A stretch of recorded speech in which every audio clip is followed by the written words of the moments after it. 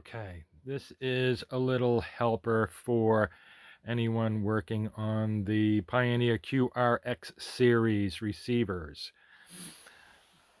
There's where your dial lamps are. And so instead of going in this mess and taking out the screws and moving all the wire around, the best thing you can do is you've got this dial plate here. You remove the screws holding the plastic dial plate.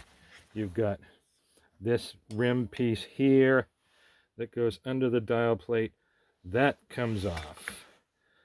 The dial plate comes off, and now you have easy access to the 8-volt 250 milliamp fused lamps in there.